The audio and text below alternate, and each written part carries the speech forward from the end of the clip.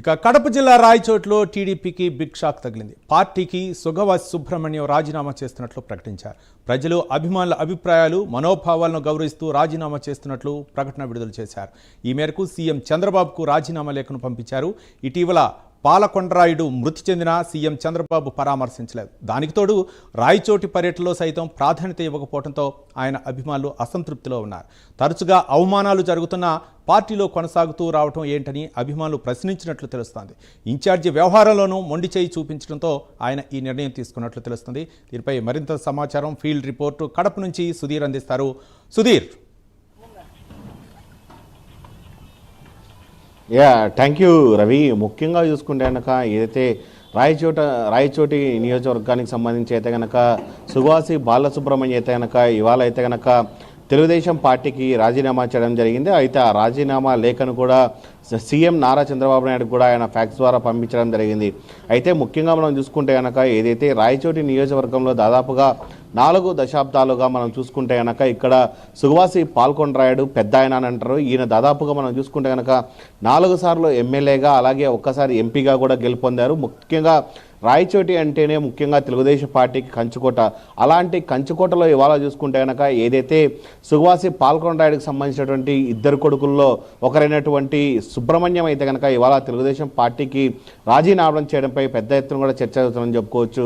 అయితే గడిచిన 2024 ఎన్నికల నేపథ్యంలో కూడా దాదాపుగా ఆయనకు రాజంపేట నియోజకవర్గానికి సంబంధించి కూడా ఎమ్మెల్యే అభ్యర్థిగా కూడా టికెట్ ఇవ్వడం జరిగింది.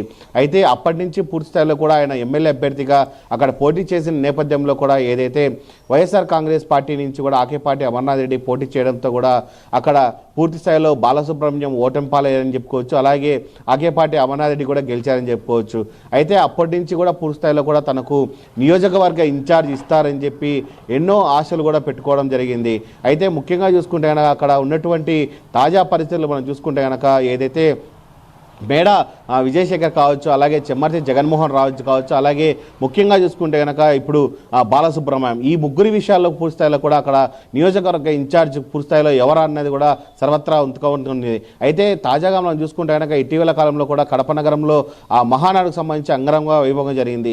ఈ నేపథ్యంలో చూసుకుంటే కనుక రాజంపేట నియోజకవర్గ ఇన్ఛార్జికి కూడా చెమ్మర్తి జగన్మోహన్ రాజుకు ఏదైతే మహానాడుకు సంబంధించిన దానిపైన టెంపరవరీ ఇవ్వడంతో అక్కడ కూడా బాలసుబ్రహ్మణ్యకు పూర్తిస్థాయిలో కూడా ఆయనకు నిరాశ కలిగిందని చెప్పుకోవచ్చు.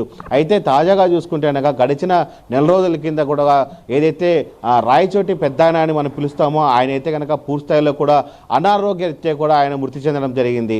అయితే కనీసం 4 సార్లు గెలిచినటువంటి ఎమ్మెల్యే అలాగే ఒకసారి గెలిచినటువంటి ఎంపీ రాయచోటి నియోజకవర్గంలో పట్టున్నటువంటి బలిజ సామాజిక వర్గానికి సంబంధించినటువంటి ఒక నేత చనిపోతే కనీసం అటు నారా చంద్రబాబు నాయుడు కానీ అటు లోకేష్ కానీ కనీసం వచ్చి చూసే పాపాన కూడా పోలేదంటూ కూడా ఆయన నిరాశ చెందిన పరిస్థితి అయితే ఉంది. అలాగే మనం చూసుకుంటే కనుక ఏదైతే ఇటీవల కాలంలో మహానాడు జరిగిందో ఆ మహానాడు ప్రోగ్రాం కూడా కుప్పం నుంచి కూడా నారా లోకేష్ కూడా పూర్తిస్థాయిలో రోడ్డు మార్గాన్ని రావడం జరుగుతుంది. కనీసం రాయచోట్లో అక్కడ ఉన్నటువంటి నేతలను పలకరించాల్సి పోయాయి, వాళ్ళు కూడా పలకరించలేదని చెప్పి నిరాశ చెందడం జరిగింది.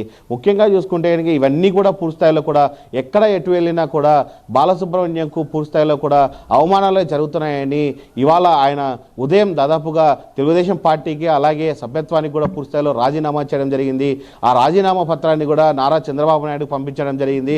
అలాగే దీనిపైన కూడా ఆయన మీడియా సమావేశం నిర్వహిస్తూ కూడా ముఖ్యంగా నాకు సంబంధించిన ప్రజలు అలాగే ఇక్కడ ఉన్నటువంటి కార్యకర్తల అందరితో అభిష్టం మేరకే తొందరలో కూడా మీడియా ప్రతినిధులందరినీ పిలిచి కూడా పెద్ద ఎత్తున సమావేశం నిర్వహిస్తాను, తదుపరి నా కార్యాచరణ ఎలా ఉండబోతుందన్న దానిపైన కూడా చెప్పడం జరిగింది. ముఖ్యంగా మనం ఇక్కడ చూసుకుంటే కనుక ఏదైతే రాయచోటి నియోజకవర్గంలో దాదాపుగా 70 నుంచి 80,000 పైచిలకు ఓట్లు కూడా బలిజ సామాజిక వర్గానికి చెందిన ఓట్లు ఇక్కడ ఉన్నాయి. అలాగే ముఖ్యంగా చూసుకుంటే కనుక 30% పైన కూడా బలిజ సామాజిక వర్గం ఓట్లు ఉన్నాయి. ముఖ్యంగా చూసుకుంటే కనుక రానున్న ఈ జెడ్పీటీసీ ఎంపీటీసీ ఎన్నికల నేపథ్యంలో కూడా పూర్తిస్థాయిలో ఇక్కడైతే కనుక ఖచ్చితంగా పెద్ద ఎత్తున కూడా తెలుగుదేశం పార్టీకి నిరాశ కలుగుతుందని చెప్పుకోవచ్చు. ఖచ్చితంగా ఇక్కడ ఎంపీటీసీ జెడ్పీటీసీ అభ్యర్థులు అలాగే సర్పంచులు నిలబడితే కనుక ఖచ్చితంగా అయితే కనుక ఓటమి పాలయ్యే అవకాశాలు కూడా పెద్ద ఎత్తున అని చెప్పుకోవచ్చు.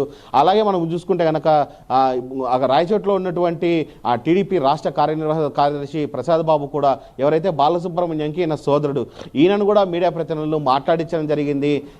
ఆయన మార్గం ఎలా ఉండబోతుంది, ఆయన కార్యాచరణ ఎలా ఉండబోతుంది అనే దానిపైన కూడా ఆయనతో కూడా మాట్లాడడం జరిగింది. అయితే తన అన్న ఆయన వ్యక్తిగత నేపథ్యంలోనే వెళ్ళాడు, ఆయన రాజీనామా చేసుకొని నేనైతే తెలుగుదేశం పార్టీలో కొనసాగుతానని ప్రసాద్ బాబు చెప్పడం జరిగింది. ఈ నేపథ్యంలో మనం చూసుకుంటే కనుక రాయచోటి రాజకీయాలు అయితే కనుక ఆసక్తిగా మారాయని చెప్పుకోవచ్చు. పూర్తి స్థాయిలో మనం చూసుకుంటే కనుక ఇప్పటికే కుటుంబ ప్రభుత్వం ఏర్పడి దాదాపుగా సంవత్సరం రోజులు కావస్తుంది.